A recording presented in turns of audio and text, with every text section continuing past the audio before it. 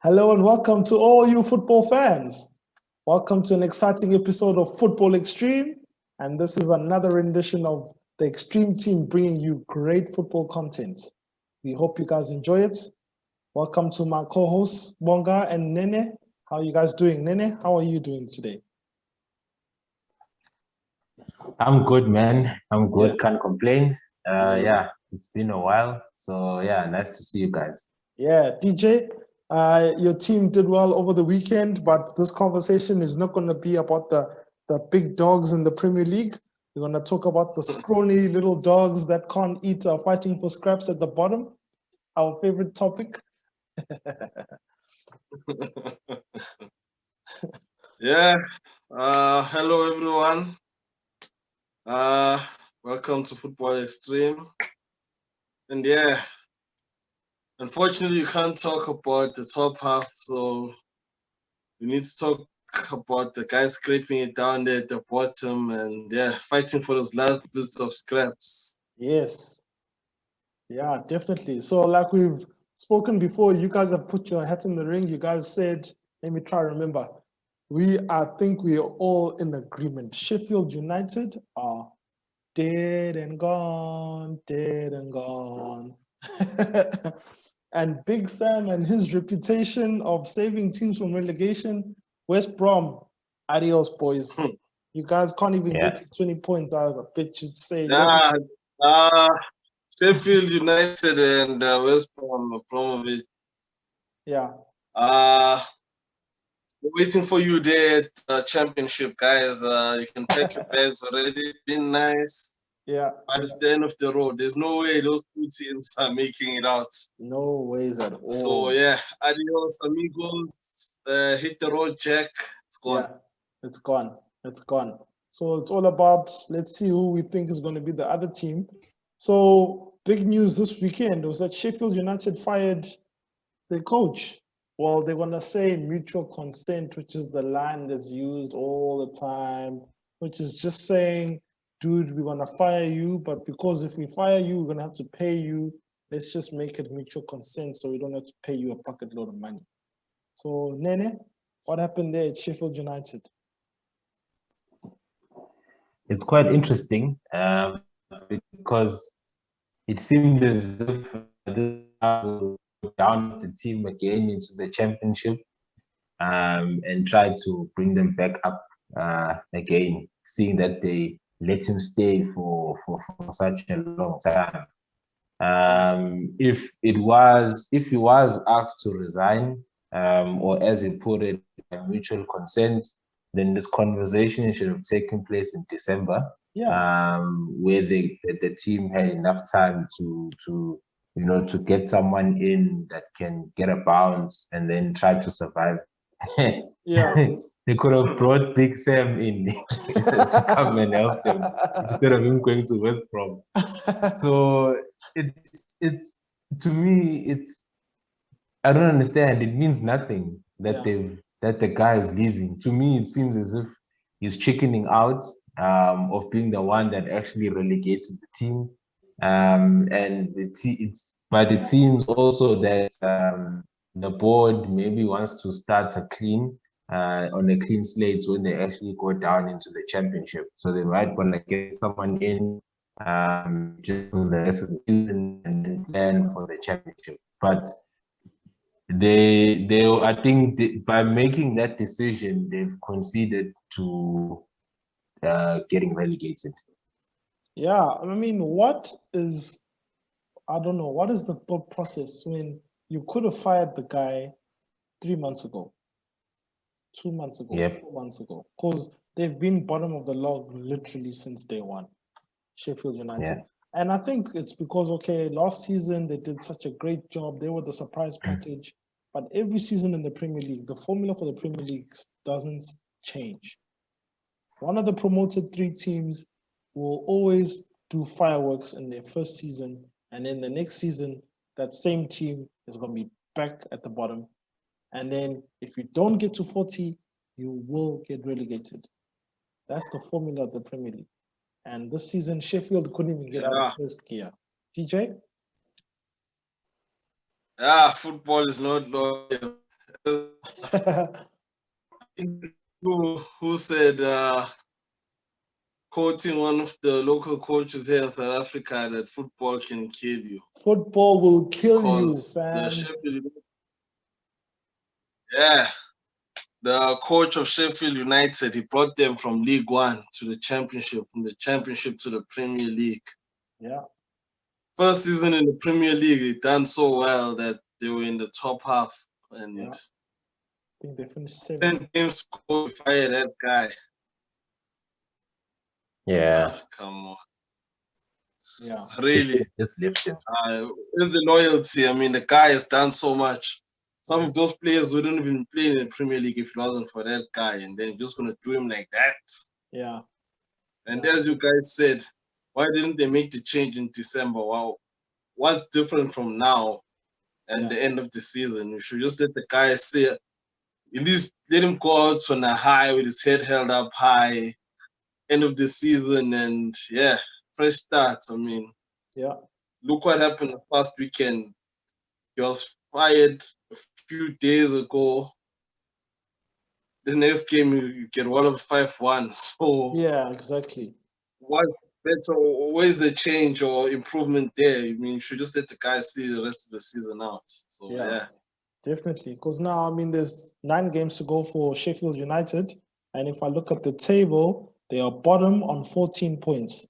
We were doing the math earlier. So what's that? They've got 9 games to score. Let's say they somehow, by some miracle, win every game.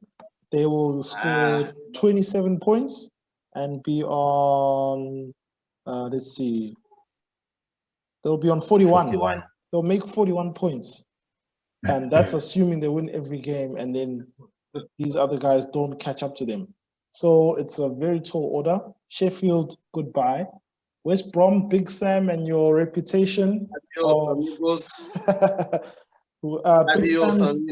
Big Sam's reputation of getting teams to survive relegation every time he gets hired looks like that streak's going to end this time.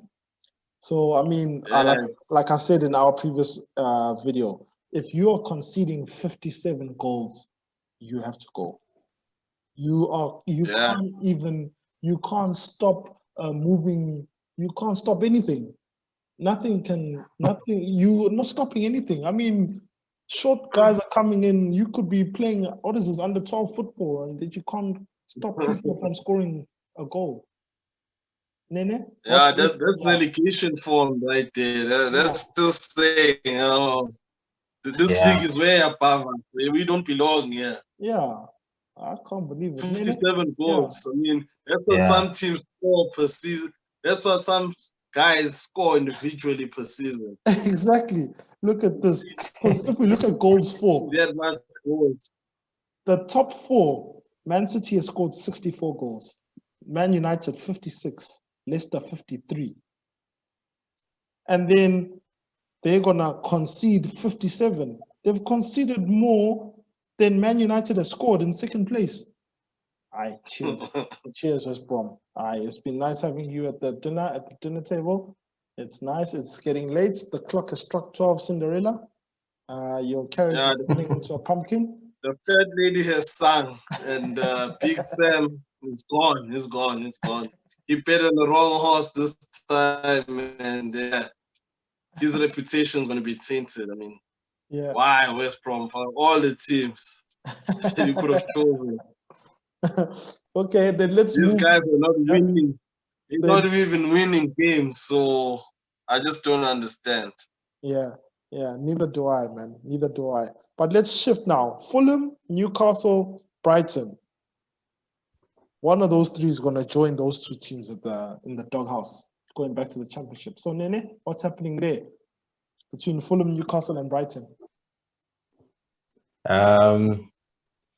We agreed when we had the chat before that Fulham would survive and Brighton would get sucked in, as one I would say, into the relegation zone.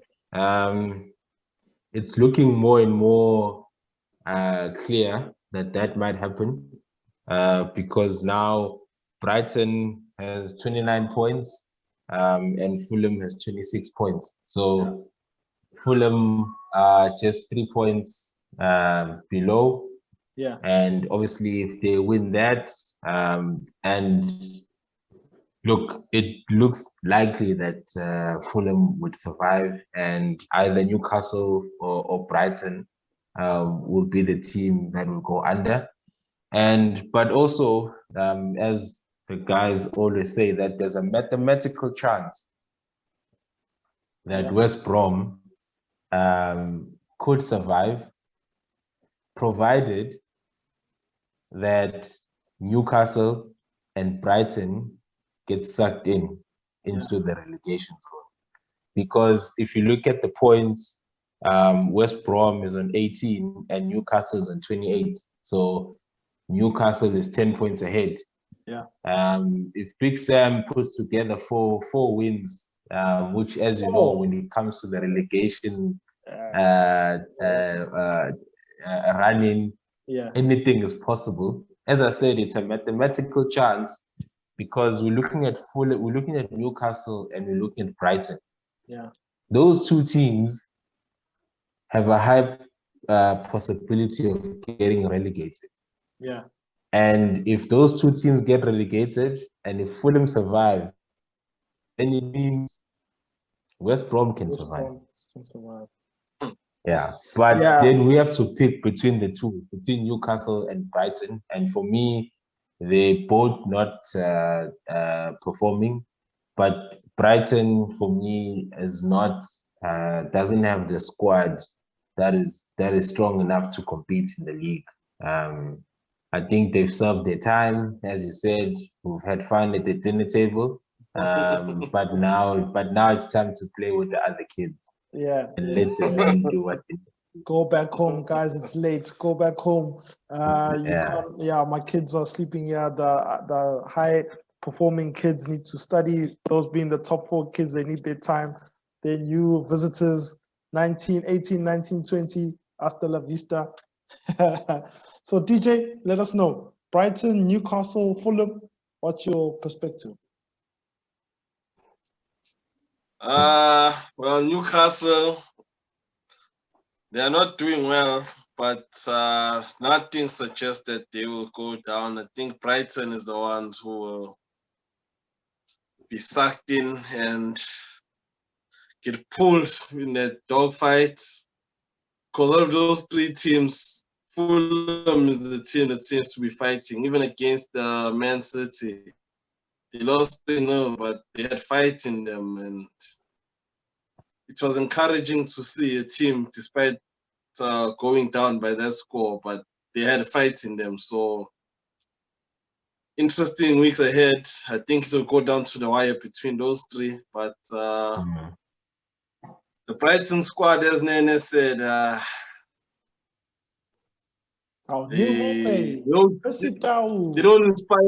they don't inspire confidence in you. I mean, earlier on in the season, those guys beat Arsenal. They had fights, but now where is that fight? I don't see it. Yeah.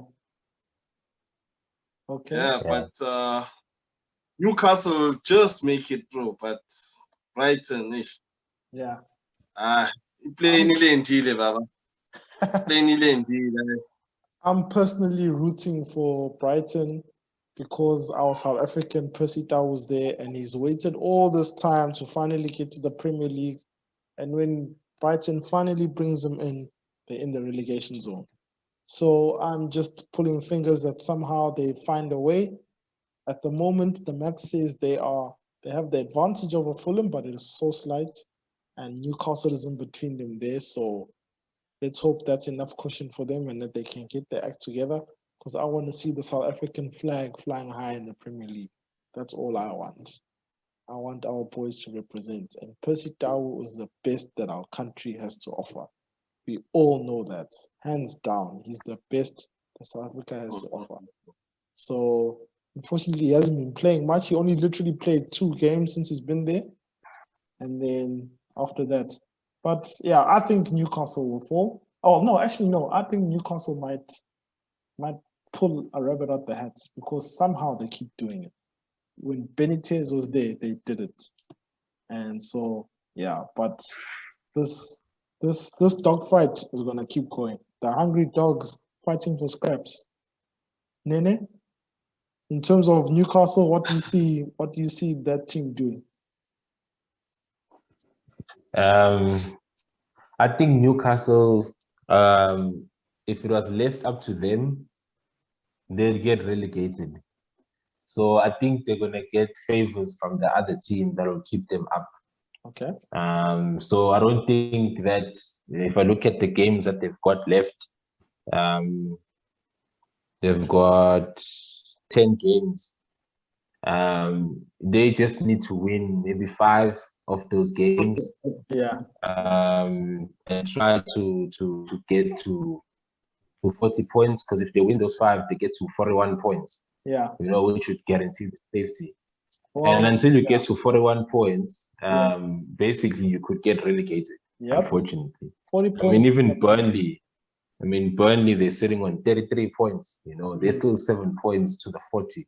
Yeah. And they've also got 10 games. So you just never know until you get to the 40. So the battle now is for us, for the teams, to get to 40 points. Get to 40.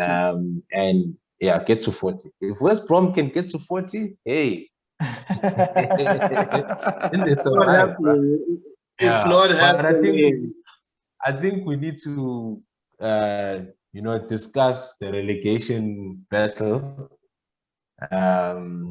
often between now and the end of the season, because I think there's going to be a couple of changes that will take place down there. So as I said, it's the battle for 40 points. So it's no longer about what position you're sitting on. You could be, as you said, Sheffield United, if they win 9 games, they go to 41 points. And who's on 41 points now? It's Arsenal. Yeah. And they're in 10th. So that's how tight it is. So basically, if a team can get to 40 points, they survive. Until then, it's open. Yeah. It's open. Well, big game happening on Saturday is Brighton and Newcastle. So there is a 6-pointer right there. I mean, if Fulham plays Leeds on Friday night. So, and that game, anything can happen. Any game with Leeds United. I think Fulham wins that game because that's the game that's going to take them out of the relegation zone, and they're going to wait for the other 2 teams to do them a favor. I think if it's left up to Fulham, they will do what they need to do, and that's why I said that with Newcastle, if it's left up to them, they're not going to do anything. Yeah, they're going to be relying on other teams to do favors. But Fulham, as long as it's in their hands, I think they have a chance. So the game against Leeds, if they win that, they know they're probably out of the relegation zone, so they're going to win the game. Yeah, they technically will be, because if they win, one of the other 2 teams between Brighton and Newcastle is going to drop points, guaranteed. So if Fulham just wins their game against Leeds, come the end of the weekend, regardless of what the other game does, they will be out of the bottom 3. So, DJ, what's your thoughts there? Yeah, Fulham have a good chance. And if they win on Friday, there's pressure on Brighton and Newcastle on the weekend, because they'll know that it's on, because Fulham will be breathing heavily behind their back. I'm here now. I'm coming. So who's up for a challenge? I'm taking them on. It's the hungry dogs fighting. It's going down to the wire. Number 18 on the log. It's going down to the wire. Yeah, A definitely. lot of twists and turns, and those 6 pointers, to me, they will be key in helping teams climb out of the relegation zone and get to that 40-point mark that we spoke about. So let's see if Brighton can win 2 on the trot. Otherwise, Fulham is just...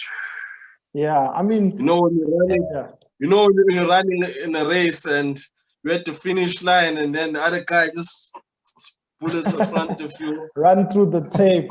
Run through the tape. Don't stop. And you just like, what just happened? I think Fulham is going to be doing that to a lot of teams if they're not careful from now until the end of the season.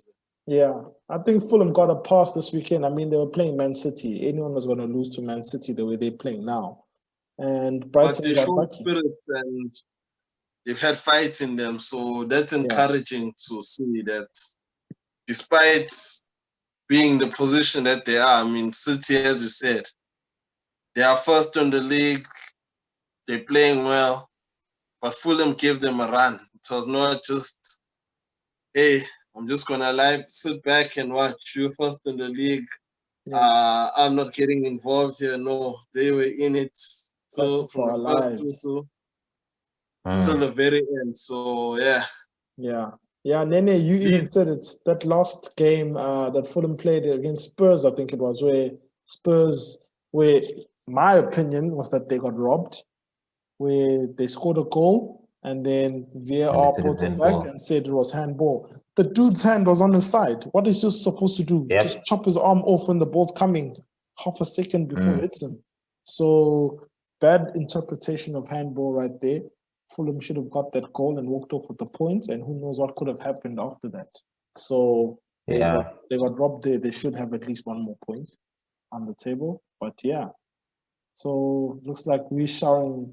Like I said in the beginning, Scott Parker, he has no emotions. You see him there. There's something brewing in that team there. There's something brewing. And that famous jacket of his, I don't know if you guys have seen it. Every week it's the same jacket.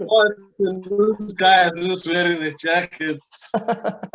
So I'm not sure if it's lucky charm or what, but yeah. Oh my goodness. Yo. So we'll see. Football fans, keep staying tuned into Football Xstream. We're still going to keep covering the relegation zone just to see what happens. Because as Nene said, it's the race to 40 points. It's no longer who's in what position. We're racing to 40 points. And we got 9 games to go. And whoever doesn't make it to 40 is gone. Back to the championship you go. Bye. We don't watch the championship.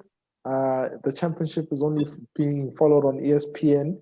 We only got time for Super Sport 3. Thank you very much. So, bottom teams, you better pull up your socks. Time is running out. Nene, any parting words from you before we say bye to our fans? Nah, man. Just that the guys must subscribe to our channel.